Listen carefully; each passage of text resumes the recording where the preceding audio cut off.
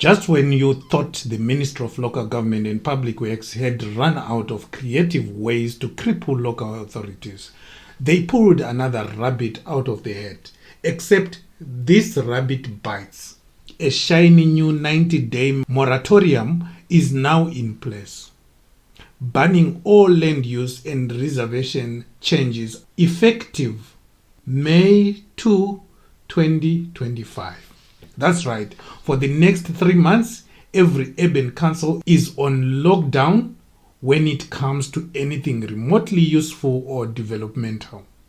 It's as if someone looked at the struggling local authorities and thought, what would make things better? Let's freeze their ability to operate. Because clearly, the best way to solve mismanagement in urban development is to stop all management altogether and call it reform. It's like grounding your child from school to improve their math grades. Welcome to Zimbabwean logic, where solutions always come with handcuffs. In its usual tone of condensation, wrapped in PR polish, the ministry claims this move is necessary to address the disruptive developments in residential areas and to respond to numerous public complaints in quotation marks. Translation: citizens are angry, and instead of empowering local authorities to fix the mess, the central government has decided to kneecap them even further. It's like breaking someone's legs and then blaming them for not running fast enough. And of course, this all comes dressed in the tired old national vision of achieving upper middle income status by 2030. A fantasy that's been repeated so many times it now qualifies as a folklore, in the same dustbin as health for all by the year 2000. Because clearly, according to ZANU PF, you can't build a functional city until you have dismantled it first. Forget that councils are already understaffed, underfunded, and micromanaged into submission. Now they must also sit quietly and watch their towns rot for 90 days while the ministry pretends to be the hero. But let's not be naive. We all know how the game works. When this moratorium backfires, because it will, and urban decay accelerate, because it must, the ministry will be the first to point fingers at local councils, accusing them of incompetence. It's a classic tactic. Create the problem, manufacture the failure, then blame the victims. Just wait for the press statements. They will say local authorities have failed to meet standards, while conveniently omitting the fact that those same authorities were gagged, starved, and stripped of decision-making power. It's like watching someone drown after you pushed them off the boat, then announcing a national swimming policy. This is not policy reform. It's sabotage disguised as supervision. And here's the punchline. Help, support, and cooperation from the central government will only be extended to local authorities flying the right political flag, namely ZANU PF. If your council is led by an opposition party, especially the ones who still believe in things like transparency and public accountability, you are out of luck. You will get no fuel allocations, no budget approvals, no development funds, not even a courtesy email. But if you are ZANU PF aligned, the doors open wide, your projects will be fast-tracked, your development plans approved, and your ministerial visits will come with ribbon cuttings and state media fanfare. It's a patronage system masquerading as governance. Loyalty, not competence, is the only currency that matters. And remember, ZANU PF didn't even have a manifesto.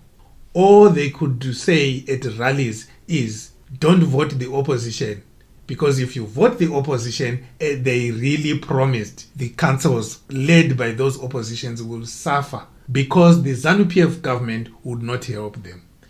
And true to their promise, they are coming for the councils. In this twisted power play, the ministry expects councils to use this 90-day shutdown to strengthen development control units, enhance public consultations, and plan for beautification. All these are noble goals that would be commendable if they weren't so absurd under the current conditions. How do you hire more staff when your salary bill is in arrears? How do you beautify parks when your groundskeeping team has no fuel, no tools, no wages? How do you enforce bylaws when the police won't cooperate and you can't even afford to print a warning notice? It's like being told to repaint a burning house. The central government is demanding miracles from councils while simultaneously robbing them of the very means to perform. It's a farce, a bureaucratic fantasy theater where the actors are punished for forgetting lines they were never given. Of course, there's a way out, but only if you beg properly. The minister may consider lifting the moratorium early for those compliant local authorities who submit detailed reports proving their readiness to be functional again. Think about that. Councils now have to draft documents proving they have somehow improved during a forced shutdown.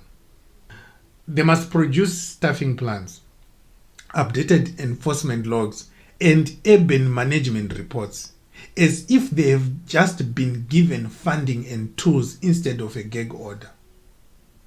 It's the administrative version of Stockholm Syndrome, where the abused must now praise the abuser in writing to regain their basic operational rights. But again, let's be real. Only those who toe the party line will be taken seriously. Compliance in this case is just another word for loyalty. Meanwhile, the ministry has the audacity to ask for public patience.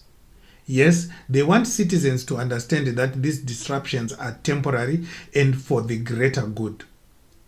They want you to wait quietly while your building permits sit untouched, your neighborhood turns into a dumping ground, and your council stops answering phones because they can't process anything. They want you to believe that this state of paralysis is progress. But in reality, it's just another move in the long game of centralized control, a power grab disguised as reform. The only thing developing under this government is the ever-expanding list of excuses for failure.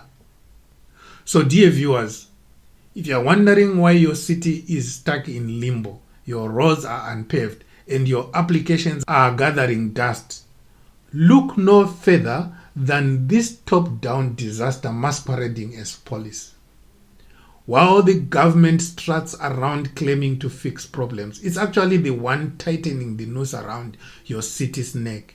And if your mayor isn't ZANU PF, well, may the odds be ever in your favor. If this breakdown of bureaucratic madness struck a nerve, don't just scroll on. Subscribe to Zimwaves TV, where we don't just whisper the truth. We blast it through the speakers, roast it, and save it with a side of political reality. Stay woke, stay bold, and stay tuned.